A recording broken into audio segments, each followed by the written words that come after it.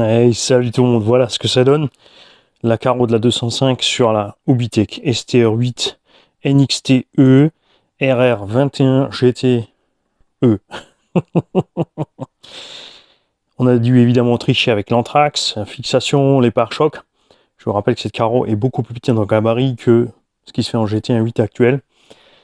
Il y a d'autres solutions évidemment pour le faire, mais j'ai voulu rester un maximum sur les trucs d'origine, sans percer, sans modifier, sans rien. De face, tu te retrouves donc avec la lame de pare-choc en dessous qui dépasse. C'est pas grave, en roulant ça se voit pas. On peut évidemment utiliser un pare-choc T-Bone, Angnor, Obitech, Oba ou n'importe quoi d'autre, le modifier, on peut le chauffer, le remonter. Mais je me suis dit que si je le remonte là-dessous, ce qui va se passer quand je vais toucher quelque chose, c'est que ça va faire monter le nez, je vais passer au-dessus. Là, je vais m'arrêter droit dessus, c'est peut-être pas mieux, mais on verra ça au moment de l'utilisation évidemment. Côté caisse, on est bien, on est juste en dessous là, comme dit ça se verra pas du tout en roulant. Là, elle est en l'air, donc c'est haut. Quand tu verras, quand c'est posé, ça va bien. Et de cette façon-là aussi, avec cette carreau posée à cette hauteur, on se retrouve avec, quand on enfonce le pare-choc qui touche, au moment juste où la roue arrive à ras de l'aile, ici, ça évite de trop découper. À l'arrière, c'est la fermeté de la suspension et le faible poids arrière du véhicule qui devrait faire le nécessaire. Tu vois, c'est pas trop vilain, j'ai mis les fixations vers l'arrière. Alors là, par contre, la fixation, tu vas voir, c'est freestyle. Faudrait que j'ouvre un petit peu les trous pour enlever la pression qu'on a là. Mais c'est pas très grave. Hein, je voulais pas sortir sur le toit avec les plots et avoir les trucs là immondes. Tout simplement, c'est la raison pour laquelle j'ai fait comme ça. Bien, maintenant, on va voir ce qu'il y a à l'intérieur de tout ça. On va remettre la caméra en arrière. J'ai le micro sur le cou. Comme ça, tu m'entends parler bien grave. C'est rien, c'est rien. Il y a eu petits délires de s'animer quand on était petit. C'est pas grave, mais non, c'est pas toxique le Club Dorothée. Ça fait un paquet de petits psychopathes, c'est tout. Voilà, ouais. Alors pourquoi j'ai remis le micro au cou? Parce que à l'unanimité, ça fait. Moi j'aime bien le son, honnêtement. Sur le support, moi j'écoute. Si tu écoutes ça sur une sono, bah peut-être y avoir trop de basse. Et on va pas y arriver. Tu crois pas que je vais pas y arriver à mettre cette caméra au bon endroit? Pourtant, si on est à fond en arrière, c'est peut-être là. En fait, c'est l'inclinaison qui déraille. C'est surtout Mani qui déconne. Voilà. Bien. Alors, c'est bizarre de se revoir comme ça. Oh, c'est de travers. Attends. Ouh là là. Parce qu'il y en a, sinon il y en a un ou deux, ils vont pas réussir, ça va pas aller. Oh là, ils présentent une Obitech en mettant tout de travers, c'est pas possible. Voilà. Bon, t'auras pas mieux, c'est comme ça. Bien. Je vais te la poser en bas. Alors, avec le setup de suspension d'origine entre huile et ressort, l'engin est très ferme. Tu vois, c'est quand même relativement brutal. Après, tu restes sur piste.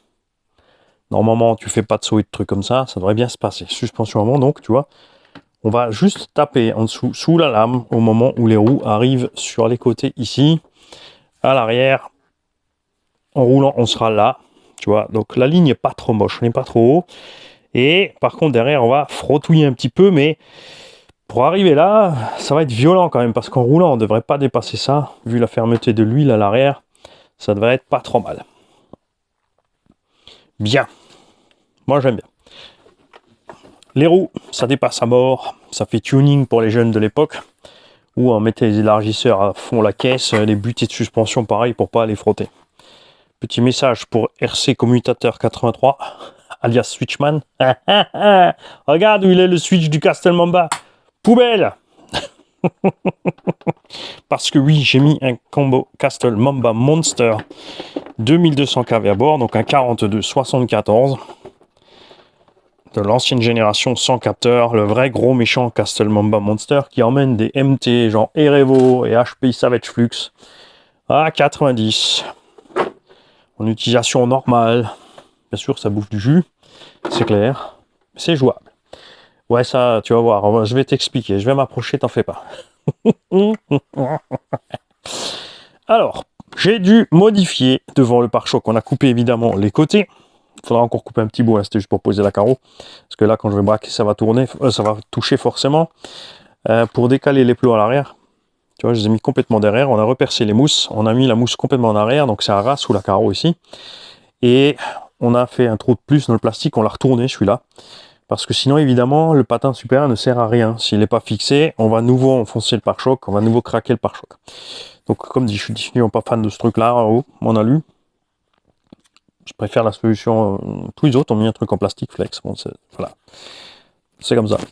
Plot de carreau, donc monter sur la tourelle et non ici à l'avant, pour éviter justement de flexer et froisser la carreau. De toute façon, la carreau, la 205 est posée là. Sur c'était une carreau GT plus longue, va falloir fixer là devant parce que sinon tu as le nez qui va faire dans le vent, c'est pas bon non plus.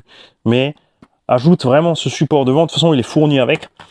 Et tu mets les plots à plat, au pire tu les coupes, tu les fais à plat en haut pour aller poser sous la bête pare-brise. Tu peux passer ça là derrière, tu peux faire comme j'ai fait à l'arrière, mettre des cales pour changer l'espace pour être bien sous ta bête pare-brise. Pourquoi j'ai fait ça à l'arrière? Parce que le problème quand tu pars vers l'arrière avec les plots, c'est le flex. C'est très très flex. Et je voulais pas mettre les plots vers le haut sous le toit, plus les plots qui vont derrière. Ça c'est un petit support RPM qui me restait. Donc on a utilisé la partie des pièces d'origine. Ici tout ça c'est les pièces d'origine. Pour mettre ça en place. Ça reste flex. Mais avec la hauteur on n'est pas trop mal. Normalement GT de toute façon on ne devrait pas trop secouer. Pas en rallye, je dis bien en GT. Ça devrait bien se passer. Suspension avant, donc on les a montés comme c'est prévu, on a couché les amortos quasiment à fond. On a mis de la 2000 CST à l'avant, on a à peu près 1 cm de tarage et ça me plaît bien. À l'arrière, je n'ai pas utilisé les tiges d'amorto longues, mais alors pas du tout. De toute façon, tu butes sur les triangles, donc la longueur en plus te sert à rien. D'autant plus qu'ils te préconisent de mettre les portes-fusées dans les trous inférieurs, donc tu es encore plus haut à l'arrière. Donc j'ai les tiges courtes, donc comme elles sont arrivées les 4, et en plus j'ai mis les portes-fusées dans les trous inférieurs, pour être bien bas, tu vois. On est à peu près là, en roulant, on va être à peu près 1 cm du sol, ça devrait pas trop mal. Je peux toujours encore monter si je veux, même avec les tiges courtes, c'est pas un problème. Je les ai couchés au max, eux ils préconisaient là, mais j'ai couché pour descendre le tout. Là on a quand même facile 1,5 cm sous le véhicule en statique. Ça devrait aller pour tout ce qui est partie virage et compagnie. De toute façon le pare-choc va toucher avant le châssis, donc c'est pas plus mal cette histoire qui descend devant. On va voir ça. On a donc le 2200 kV 4274, le variateur qui est là. Le câble donc qui passe en dessous dans la boîte radio qui a plein d'ouvertures. Hein, je rappelle qu'elle n'est pas du tout étanche, elle n'est pas du tout pensée pour ça, et jamais prétendu non plus être faite pour ça. Donc tout va bien. On a toujours le système de clips là qui est pas génial parce que c'est pour ça que je vais te le montrer. Regarde, à aucun moment ils n'ont prévu de place pour le clips. Tu vois, là il passe, mais là derrière non. D'un côté tu as le couvercle de boîte radio, de l'autre côté tu as le truc du cerveau. Donc pour passer ton clips là derrière, il faudrait qu'il soit inversé. Tu vois, là c'est moche, t'arrives ni à le passer là ni là. Tu vois ce que je veux dire? Il faudrait qu'on ait une boucle de l'autre sens. Donc un clips à plat que tu peux tourner de l'autre sens, pas se fournit. Détail. Cerveau, j'ai pour l'instant pris le cerveau du Sledge, puisque ce vario est programmable dans cette 4, on a mis 7,4 volts. Résultat, c'est pas une foudre de guerre, mais on a 30 kg. Ça va bien. Je pourrais poser même le levier tout au bout ici, pour récupérer un peu de vitesse, hein, puisque dès que ça bouge un peu, ça va faire bouger plus les roues. Donc, tu récupères un peu de vitesse de réaction sur les roues. Mais j'ai fait un essai rapide dans la rue, ça se passe bien. Pour l'instant, on est en 4S, on a regardé leur tableau. Je ne sais pas si les tableaux sont prévus pour les moteurs de 68-74. Ils prévoient avec un 2000, un 18 et avec un 2100. Ou je crois qu'ils ont 1900 ou 2100. Ils prévoient un 20. Donc j'ai mis un 19. On est en 2200, on est entre. On coupe la poire en deux. En plus, c'est un 74 mm. Pour l'instant en 4. On peut mettre 6. Lui, il n'a aucun problème à emmener 6S avec ce pignon-là. L'engin fait 4 kg fini. Je pense qu'il y a moyen pour les fous du poids de gratter encore un peu de poids là-dessus. Hein, tu vois, j'ai remis le micro là, comme ça fait... on le met bien au milieu, tu vois, ça va faire bien. Donc lui, il n'aura aucun souci à emmener cette masse. Niveau des huiles de diff, si tu te poses la question, donc à l'arrière, on a mis tout détendu de la 10 000, tu vois, regarde, c'est vraiment light. Ça tournicote tout seul, devant 150 000 avec la graisse à l'intérieur, c'est pas bloqué, tu vois, c'est toujours encore tranquille au niveau des réglages. Hein. Et le central aussi. Si j'arrive à te bloquer 3 roues au sol, plus le central, voilà. Non. Vanille, là, je peux bloquer le truc. Voilà, tu vois 300 000, touche avec le petit peu de graisse qu'il y a dedans. On n'est pas trop mal en chauffant, ça va se détendre encore un petit peu de toute façon. Ça devrait bien se passer. GRP 0,3 à l'arrière. Que je te dise pas de bêtises. Parce que les XM 0,3 à l'arrière, XM 0,4 à l'avant, on verra ce que ça donne évidemment au niveau de température. Du kit, il te reste plein de vis, des cales de train. Les tiges à morteau plus longues ou les plus courtes si tu as mis les longues. Perso, comme dit, je vois pas l'intérêt de mettre les tiges longues à l'arrière, hein. C'est vraiment inutile. Je suis déçu au niveau des suspensions. La peinture, parce que c'est pas de l'anodisation, part très vite. Le noir part très vite sur les ressorts et aussi sur les bagues de serrage. Les amortos sont une qualité moyenne, ils font le taf. C'est une GT, il n'y a pas besoin de chercher plus loin, ça va très bien. Donc si tu me poses la question, c'est les amortos d'un point de vue qualitatif pour moi sont moins bien que les Obao. Obao qui sont des véhicules d'entrée de gamme.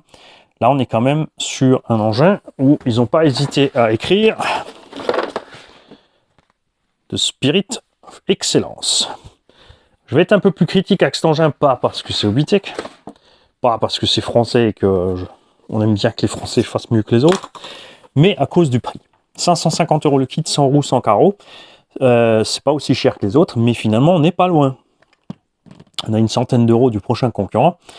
On a donc cette histoire de suspension là, qui est pas terrible. Après le setup par contre qui te préconise avec la 2000, au niveau des huiles, c'est franchement bien.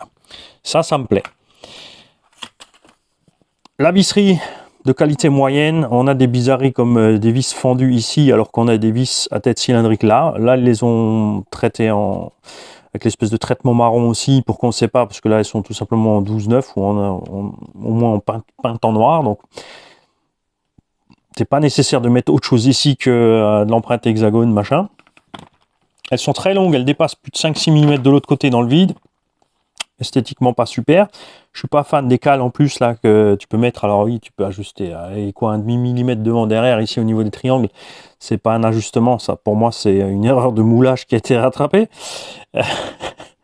À l'arrière je comprends parce que enfin à l'avant aussi. En fait je vais t'expliquer pourquoi ils ont fait ça. Parce que selon le cas, si tu utilises des angles très élevés évidemment, tu vas influer sur, puisque ton triangle lui il est coupé droit. Donc si tu mets vraiment de travers, tu auras un coin qui touche et un coin qui touche. Tu vois ce que je veux dire? C'est pour ça que il faut de la marge pour passer les réglages extrêmes. Tout simplement pour ceux qui vont pousser à l'extrême. Hein. L'accès donc au diff, faut enlever les deux vis du dessous, faut enlever la petite vis qui est là et ces deux vis là. Ce qui fait que tu as toutes les cales de train qui se déglinguent, les triangles qui se baladent. Avec les cales et tout qui se baladent, tu vois, c'est pas super. Je pensais qu'à partir du RR21, en fait, la version buggy, déjà, ils avaient fait un accès rapide. Mais non. Ils ont laissé ça comme ça. Après, ça va, ça fonctionne, c'est tout ce que tu veux. Les compétiteurs, évidemment, qui ont l'habitude de changer souvent les huiles et de, même des fois, d'un circuit à l'autre, de changer leur setup complet, ça va être ennuyeux. Pour nous, les pilotes de loisirs, tu fais tes réglages une fois que tu es à l'aise. De toute façon, on ne touche plus, on avise selon le terrain, le parking, où on roule, ça ne pose pas de problème. Et à un moment, on aura moins de grippe, à un moment, un peu plus. Voilà. C'est comme ça. Ça me plaît pas. On a les aciers brunis partout. On aurait aimé aussi les aciers brunis ici. C'est pas super solide. Cette ferraille qu'ils ont mis là, je pense pas qu'ils l'ont évolué depuis la STR8. Si c'est le cas, si quelqu'un le sait, signalez-vous. Les biellettes, enfin les chapes, et les rotules, là je vous l'ai montré, les origines sont là. Puisqu'on a des rotules ici, aussi en cette espèce de matière chrome là, machin, cette ferraille blanche là. J'arrive à les déclipser, mais je veux dire, clic-clac, comme tu veux. Il y a énormément de jeux aussi, même quand c'est monté. Donc soit celles-là sont trop petites, soit celles-là étaient mal faites. Parce que le plastique est pas mauvais. Le filetage, quand tu fais tes réglages, va très dur. Donc le plastique de ce côté-là est bon. mais on a clairement un problème de cote entre ces deux-là. Ça se balade, ça se déclipse tout seul sur un choc, ça peut se barrer. On a ce même jeu un petit peu devant, on l'a moins, puisque ici on a une rotule qui est d'une autre matière, mais on l'a quand même. On a les roulements qui se baladent dans les portes-fusées quand même beaucoup, tu vois. Ça, les compétiteurs, ça les rend malades. Nous, les pilotes de l'Azur, on s'en fout. Mais à ce prix-là, quand même, et avec le Spirit of Excellence sur le sticker, c'est pas encore ça. Bizarrerie aussi que les roulements soient que à moitié dans la portée des portes-fusées arrière. Un roulement de 5 mm de large qui n'est posé que 2 mm 5. Donc dès qu'il va aller un peu dur, dès que le plastique va se détendre, lui, il va tourner là-dedans, il va se promener. Moi j'aime bien quand tu mets les roulements, quand ils vont durs, tu vois, tu es obligé de les clipser un peu, de les forcer dedans. Là on est de l'autre côté et comme dit, c'est cette portée qui manque. Au niveau de l'anthrax, donc tu peux changer 1 cm avant-arrière. Ça tombe bien parce que pour mettre la coque de 205, c'était nécessaire de tout mettre au minimum. Et encore, si je pouvais encore tricher peut-être le petit 0,2, 0,3 mm de l'avant encore avec les petites cales qu'il y a dans le triangle. Voilà, bon, les tourelles c'est du carbone. Le carbone RC by J est plus joli, plus beau et plus épais. Bam, 25 cents la pub. C'est une entreprise qui démarre. Hein, on va y aller cool. Si vous demandez qui c'est, regardez sous la vidéo RC by J pour les fans de carbone. Il a fait tout un kit au Bao Hyper VT par exemple, châssis carbone, platine carbone, bac lipo carbone, tourelle carbone. Tu peux les faire modifier si tu veux des ancrages en plus. Maintenant on peut lui faire refaire par exemple cette tourelle avec des ancrages supplémentaires. Plus haut, moins haut pour monter et descendre la garde au sol en changeant l'ancrage de la morteau, donc sans changer la réaction de la suspension. Le seul vrai réglage de hauteur de caisse comme il se doit. En ne jouant que sur un paramètre, c'est juste l'ancrage. Après, tu peux jouer sur 2 paramètres en ayant un ressort plus court, avec la vis de butée du triangle, et en décalant le ressort, si tu veux garder les mêmes réglages de suspect. Tout le reste, ça va dérégler. On va pas revenir là-dessus encore une fois. Accès rapide au diff central, ça c'est cool. Le moteur il sort facilement, il rentre facilement, ça c'est bien aussi, mais ils avaient déjà un truc analogue comme ça. Là ils l'ont modifié encore une fois. Alors là au point de vue de l'alu c'est pareil, c'est juste une pièce courante, on dirait une pièce un peu la même chose qu'il y a sur les Mignons et compagnie au point de vue truc de base, ça fait le taf, donc on est content. Pas besoin de plus. La boîte radio toujours aussi délirante puisque elle pourrait faire ces 5 mm là en moins, que ça irait toujours. Tu vois, le pignon est très près, l'axe moteur est dedans. Moi, j'ai carrément découpé le cul de la boîte. Hein. Là, tu vois dedans. J'ai découpé le cul de la boîte, l'axe moteur est dans la boîte. Pour être tranquille, j'ai pas envie de couper mon axe moteur pour pouvoir passer là. C'est très très juste. Les graviers vont être projetés là-dedans. Pour avancer, le moteur tourne pas là, donc le gravier à la limite, il va là, il va réussir à tomber, il va pas se prendre tout de suite dedans. Mais étant donné qu'on a là un trou qui est au-dessus de ce trou-là, mais pas tout à fait pile. Alors j'ai mis une cale et j'ai passé une vis entre pour tomber pile dedans. Ça tire la boîte radio de travers, ça ne va pas. Donc autant profiter de cette fixation-là pour faire un petit cache. Moi je vais prendre un bout de l'exan, je vais me le découper comme ça. Là. Je vais le plier ici, je vais le redescendre sur le côté pour empêcher les saletés d'aller se prendre dans ma couronne et mon pignon moteur.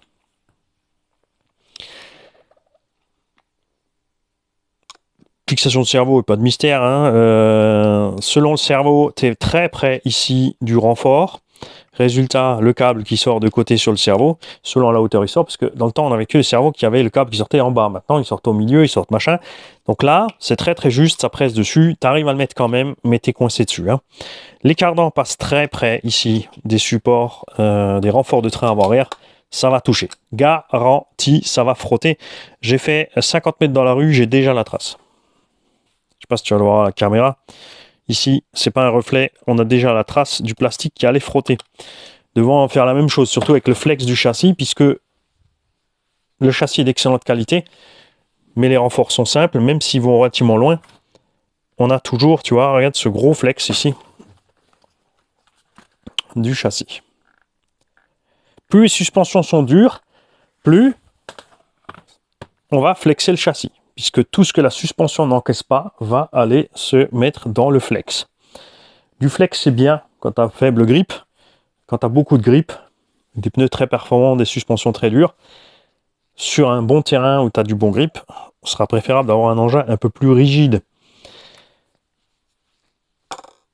Dans le temps, il faisait tout simplement une platine qui partait tout droit, qui rejoignait sur les 4 plots de diff qui allaient derrière, une platine supérieure. Ça aussi, c'est le genre de choses que RC Badji peut vous faire. Obao l'a fait sur la VT, ils ont passé la platine. Je vous promets, c'est pas moi qui leur ai soufflé. Et donc devant, dans ce support, on a des vis M3. Ici, c'est vissé en plastique, on a un bon serrage. Donc, je comprends pas trop pourquoi il fallait mettre des nil stop là-dedans. Peut-être parce que le plastique est creux sur les côtés. Celui-là, il est complètement plein. Encore aussi, il a quand même un petit creux sur le côté. Je sais pas. Il y a peut-être des options alu qui vont arriver ou existent déjà pour le buggy. Ceux qui sont au courant, comme toujours, vous informez tout le monde. Vous êtes là pour ça. Ceux qui connaissent la marque, qui aiment la marque, les amoureux de la marque, n'hésitez pas à tout partager, tout ce que vous savez en plus, hein, les détails, les machins. Si je dis quelque chose de travers, n'hésitez pas. On a une platine supérieure qui est bien faite et très jolie. Là, on a 2 vis à tête cylindrique. Là, on a 3 bombées. J'aurais aimé tout pareil. Eux aussi, soit cylindrique enfoncé ou alors tête fraisée. Je chipote, hein, c'est juste pour que ce soit uniforme. Parce que déjà, tu as 2 tailles de vis ici, rien que sur la platine, ça pourrait être les 3 mêmes tailles.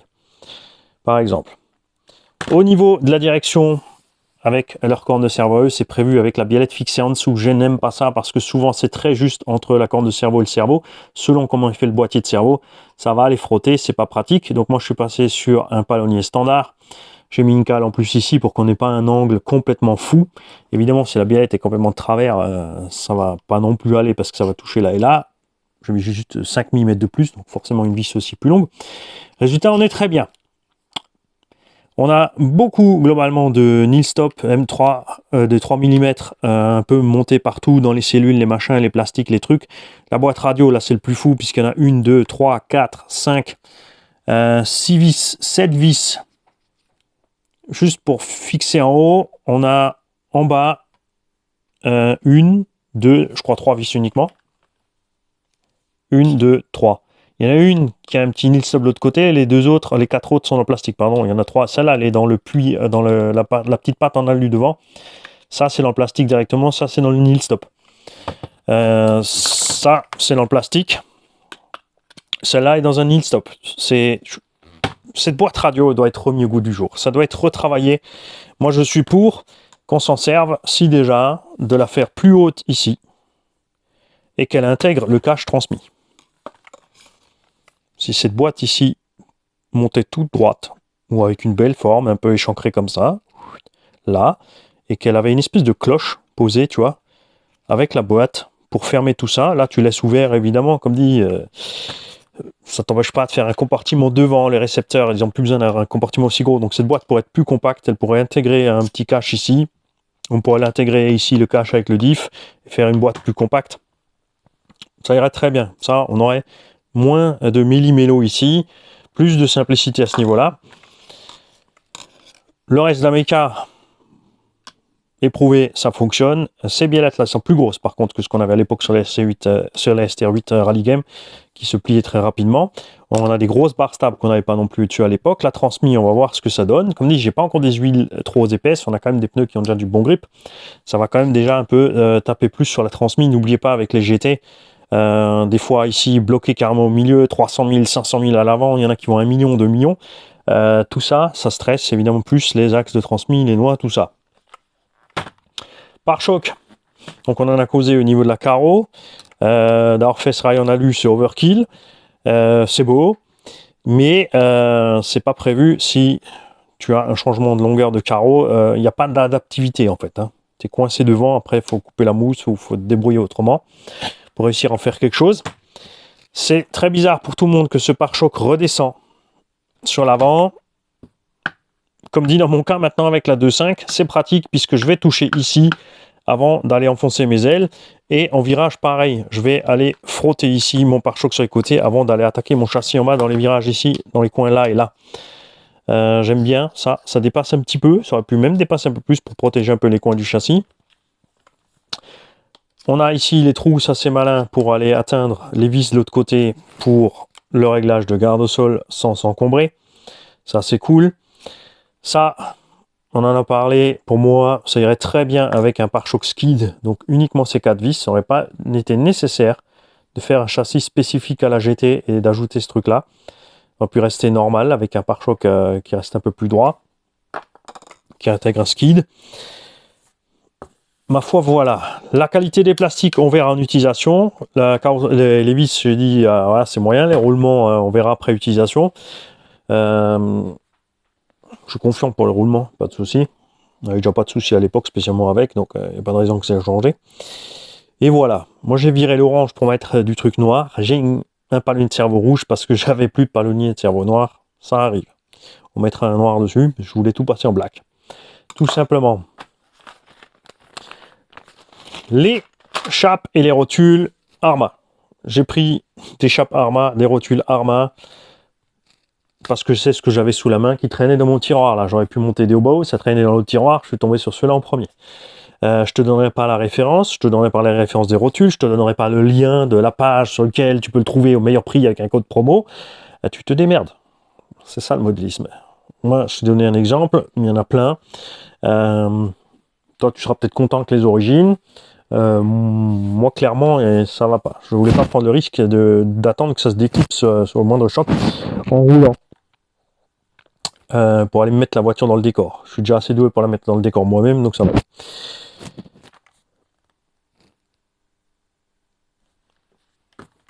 Et j'ai oublié quelque chose, je ne sais pas, on verra ça. J'espère aussi que au niveau du plastique dont sont faits les carters de diff, il y a eu une modif depuis le temps. Comme dit, à l'époque, on arrivait à fondre. Le croisillon tournait à l'intérieur. Sur les GT modernes, comme dit, avec des huiles très épaisses, ça sera encore pire. Le stress à l'intérieur là-dedans. Au niveau de la notice, les quantités d'huile indiquées, de remplir jusqu'en haut du pignon. Moi, je suis pas pour. Faites comme vous voulez. Moi, je remplis jusqu'au croisillon. En dessous et au-dessus du croisillon. Je chipote pas, les mecs. Je vais pas chercher au gramme près devant, derrière. Mais je sais qu'avec ça, je suis content. Avec plus, j'ai bien peur, surtout avec des huiles épaisses. N'oubliez pas la pression qui est créée là-dedans. L'huile est en mouvement. Donc si tu remplis ça d'huile à ras, parce qu'il y a un abonné qui a dit pourquoi est-ce qu'on ne remplit pas à ras et qu'on le sorte l'air, puisque l'huile est incompressible.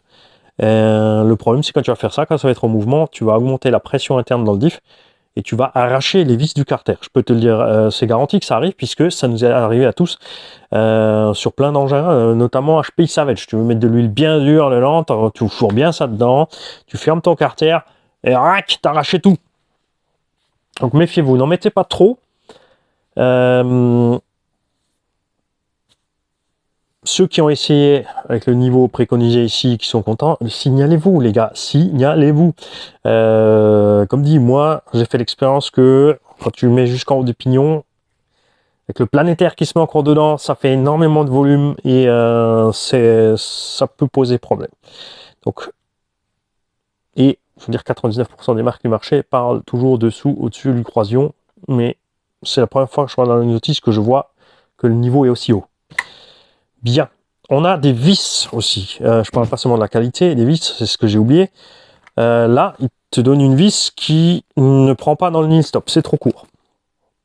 Paradoxalement, on a des vis qui sont beaucoup trop longues et il y en a certaines qui sont un peu trop courtes. Le nil stop est vraiment à ras. Je suis pas fan, moi je suis allé perso, c'est peut-être pinaillé, j'en sais rien. Évidemment, ça va fonctionner si tu montes comme c'est indiqué par la notice. Mais je préfère avoir vraiment le filetage qui dépasse de mon écrou nil stop. Pour bien être sûr que le nil stop soit dessus. À ras, ça va. Dépasser un peu, c'est mieux pour moi. Trop dépasser après esthétiquement, ça fait bizarre. Les tiges d'amorto longues, j'en ai parlé dans l'épisode de montage, mais pour ceux qui ne regardent pas l'épisode de montage, c'est normal, on fait une petite synthèse. Je rappelle que je mets des vidéos en ligne sur cette chaîne. On fait plein de choses différentes parce qu'il n'y a pas tout le monde qui aime tout. Donc tu regardes ce que tu as envie. C'est comme un magazine. Tu feuilletes un magazine, tu lis les articles qui te plaisent. Et c'est pas parce qu'il y a que sur une dizaine d'articles, tu en as lu 3 ou 4 que tu ne vas plus jamais acheter ce magazine parce qu'il y a un article dans le magazine qui te plaît pas, que tu es mécontent. C'est quelque chose que beaucoup de gens oublient, par exemple sur les groupes Facebook ou même sur la chaîne. Il y a des gars qui te disent ouais, cette publi c'est de la merde, gna gna, mais la lis pas alors. Passe à la suivante. Lis les publics qui t'intéressent. On ne peut pas faire une page Facebook avec que des publics qui te plaisent. Sinon, il faut que tu fasses ça tout seul et que ça s'appelle mon journal de bord. Tu écris que les choses qui te plaisent à toi, qui ne te choquent pas toi. C'est pas méchant, évidemment. C'est une manchette comme d'habitude. J'attends bien sûr avec impatience le retour. Au niveau des pièces alu, ils ont fait des pièces arrière claires et des pièces avant noires. J'ai pas compris tout de suite pourquoi on a des finitions différentes. C'est très simple. Ça vient du buggy. Et les pièces avant étaient faites spéciales pour la GT, peut-être. Je ne sais pas. Ou alors le buggy a déjà ça aussi. Ceux qui ont le buggy, RR21, en série spéciale limitée, dites-nous ça. Je ne sais pas compris pourquoi ils ont fait. On a derrière de l'alu clair et devant on a l'alu qui est passé en noir. Les amortos, comme dit, on a donc deux couleurs de pièces alu. Châssis qui a une autre couleur, biellettes qui ont une autre couleur, corps d'amorto qui ont une autre couleur. Après, c'est pas les seuls, attention, je n'attaque pas Obitech. Détendez-vous. J'ai râlé la même chose, c'est au sujet de Mugen, souvenez-vous, sur le MBX 6 ou 7 qu'on avait là. Je trouvais ça vraiment étrange. On avait un alu un peu verdâtre, ensuite on avait un peu grisâtre, on en avait un peu noir, on a les amortos qui sont de cette couleur, ce machin il est de cette couleur, etc., etc., etc.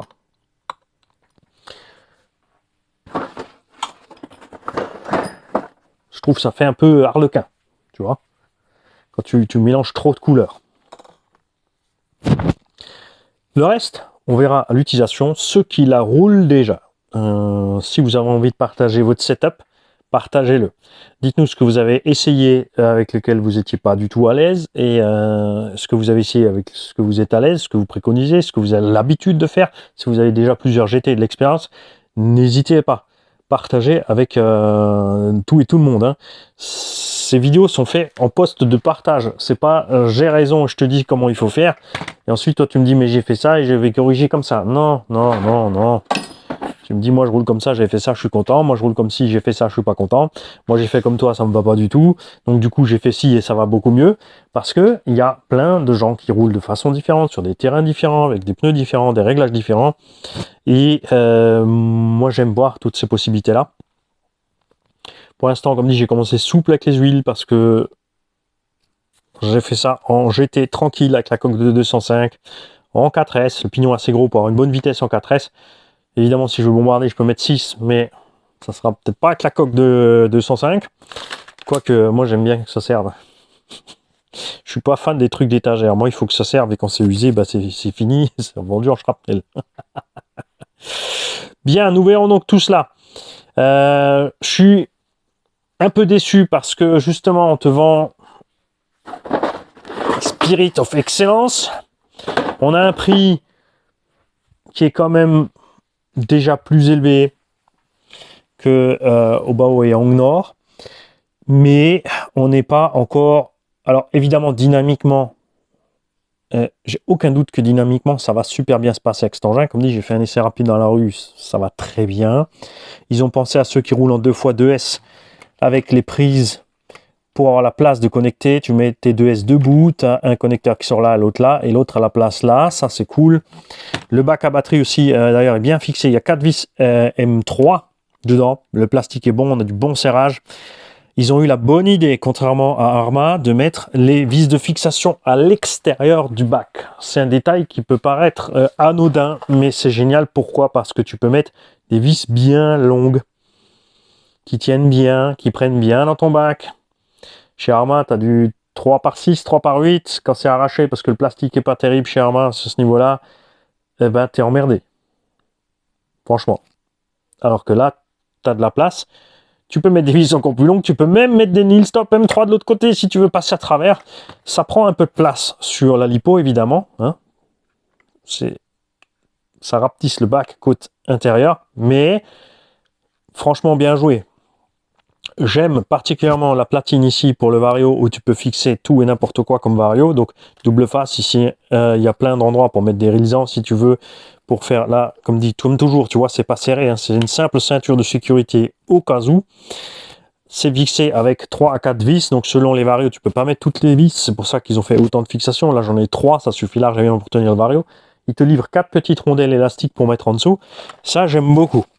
J'ai mis là aussi des vis un peu plus longue pour pouvoir profiter du knee stop. Donc le Vario est monté souple. On n'est pas complètement serré. Les bagues en caoutchouc peuvent s'écraser encore. Donc lui, il prendra pas tous les chocs et toutes les vibrations dans la tronche que peuvent transmettre le châssis. J'aime bien ça pour atteindre les vis. J'aime le look qu'ils ont donné au pied salut. Le carbone, bah c'est le carbone. Ça a toujours un bon effet, c'est clair. J'aurais aimé voir une évolution des fixations. Alors j'aime bien le kit de fixation parce que il t'en donne plein. Tu as des rallonges, des petits décours, plein de trucs pour fixer, les petits patins. Nous, il nous est arrivé plein de fois de casser tout ça. Les vis ici avec les petits knee stop, c'est cool qu'il y ait un knee stop. Après, c'est des petits vis cruciformes, mais dans cette taille-là, t'as pas toujours le choix, c'est sûr. C'est un peu long, ça dépasse un peu de partout. Là, je l'ai laissé pour que tu le vois. En général, moi, je le coupe après. Pour pas que ça dépasse de partout, tu peux le remplacer tout simplement par des clips de carreaux, mais ça va commencer à faire un paquet de clips quand tu as les rallonges. Tu auras le clips en bas, tu auras le clips pour la rallonge, et tu auras le clips pour le support, et tu auras le clips pour la carreau. Tu vois ce que je veux dire? Tu vas te retrouver avec 4 clips par tige, ça va faire long. Si tu as une carreau élevée, évidemment. Si tu as une carreau basse, c'est pas le problème. Ils n'ont pas prévu de diffuseur de pare-choc arrière ni rien. On a causé du truc pare-choc, on a causé de la boîte radio. L'accès rapide au diff, c'est cool. Là, t'as pas d'accès rapide, c'est pas la mort non plus. Hein, comme toujours, tu y arrives. C'est un peu plus long devant parce que t'as pare-choc dans le chemin. C'est juste que t'as tout qui se balade après pour aller le mettre ensemble. C'est un peu dommage. Point de vue équilibre, on a un moteur 74 mm dedans. On a une batterie standard, du monde de pas tout à fait 600 grammes. On a un peu plus lourd quand même côté gauche. Sur la STR8 Rally Game, on était bien équilibré parce qu'ils avaient mis, c'est pour ça, c'est cette raison aussi qu'ils avaient mis le Vario au milieu. Déjà pour le câblage, parce que le câblage, ça allait direct dans la boîte, c'était propre. Le problème, c'est que c'était trop près du moteur, donc pas de place pour mettre un ventilo ou quoi que ce soit. Il y en a certains, ils sont toujours affolés aussi quand on met le point un peu plus haut. Là, c'est une GT, donc ils ont préféré descendre. Et comme dit, je le répète, ils ont trouvé une chouette solution pour faire ça. Ils ont bien pensé de faire les bar stabs très balèzes, c'est cool. Le setup suspension entre huile, piston et ressort, franchement, pas mal du tout. Mieux que ce qu'on a sur la Serpent. La Serpent, on a tendance à rebondir. On a une huile pas assez épaisse à l'intérieur avec les ressorts. On a cette espèce de côté bondissant. Moi, en GT, en rallye game, j'aime bien que l'huile soit à la limite un peu trop dure par rapport au ressort. Pourquoi? Parce que la suspension, surtout en GT, en rallye un peu moins, mais elle doit juste compenser les mouvements de caisse en virage, accélération, décélération. Elle n'est pas censée encaisser des chocs. Donc, j'ai pas besoin d'avoir une grosse réaction de la suspension. La preuve, c'est que si tu prends un châssis, que tu remplaces tes 4 amortos par 4 biellettes sur un... Si tu es indoor sur une moquette, tu vas atomiser tout le monde. Tout simplement. Pas de perte d'adhérence, tu penches pas de roue qui décolle comme ça, tout ça. C'est des trucs que moi j'adore, hein. Le style rallye comme ça, la petite patte qui se lève dans le virage, ça on aime bien. Hein, ou le style essai, la patte avant, l'accélération qui se lève. Bon, GT, la patte avant, pas terrible, mais la patte arrière comme ça en rallye, j'aime bien.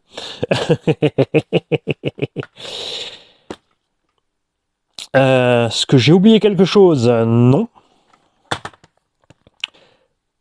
Je parlais tout à l'heure du diffuseur, c'est pas vraiment dans l'optique de diffuser quoi que ce soit comme air, puisqu'on n'a pas de fond plat.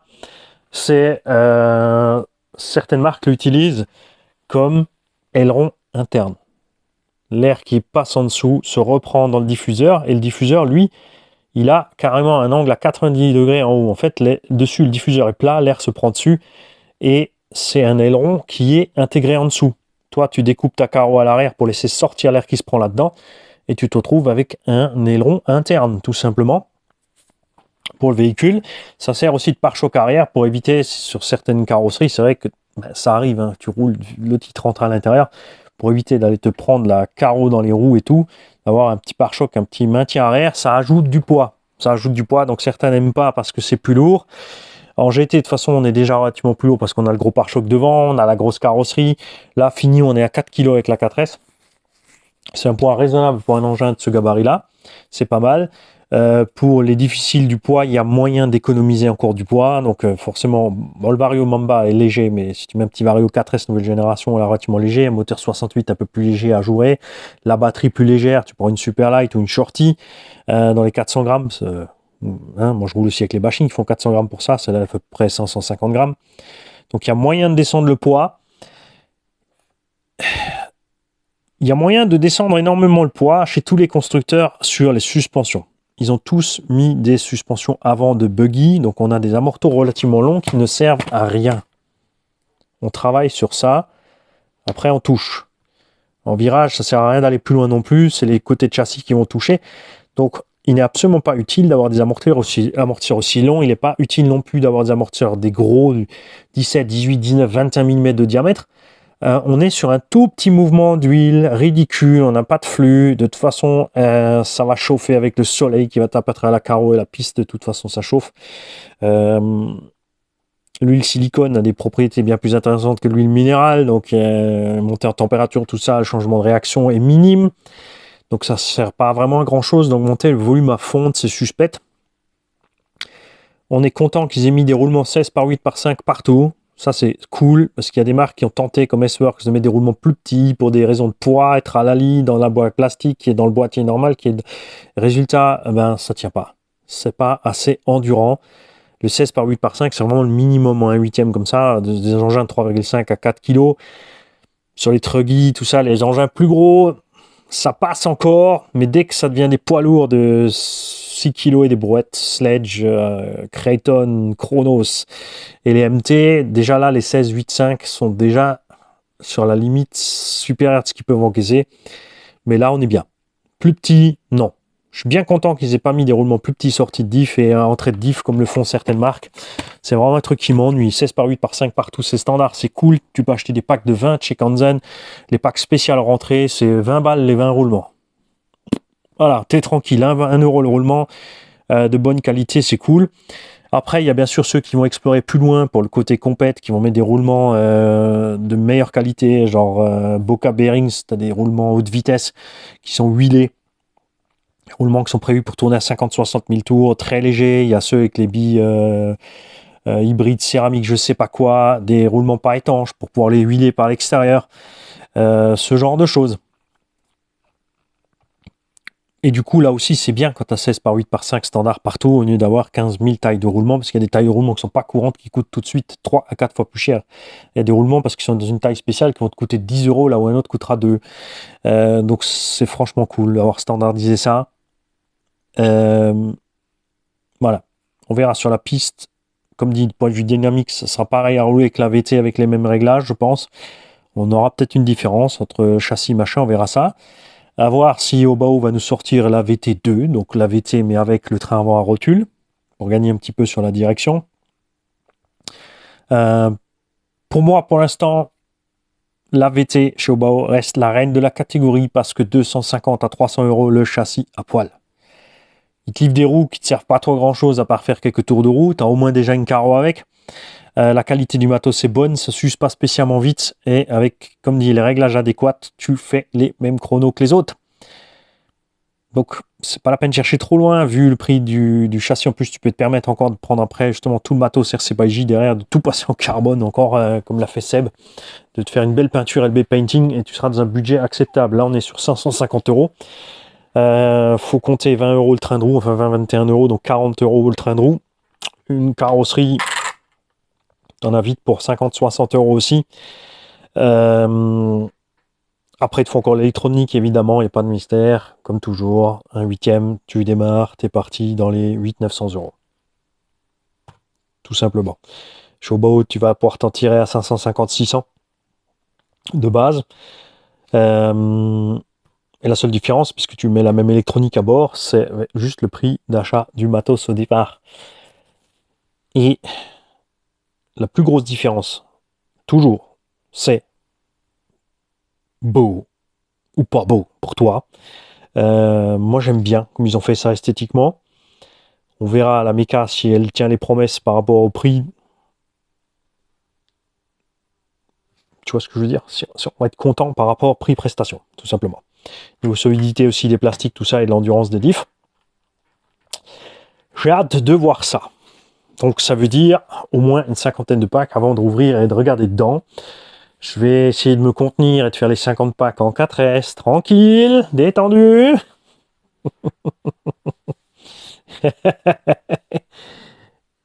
Et voilà. J'ai fait le tour de la question, je crois. Comme d'habitude, c'est un peu mélangé parce que rien n'est prévu. Et si je fais tout prévu soigneusement sur un petit papier, je fais les étapes et je te mets les petits trucs sur le timecode en bas, les gens vont zapper plus la vidéo au lieu de tout regarder. Le but de quelqu'un qui fait de l'entertainment, c'est-à-dire le gars qui te vend pour faire son stand-up, c'est que le public suive du début à la fin. D'où l'intérêt de mélanger les choses. C'est pas désorganisé en fait, c'est encore plus organisé que les autres. Les mecs, je vous dis à bientôt, passez un bon dimanche. Si tout va bien, cette vidéo sort dimanche matin.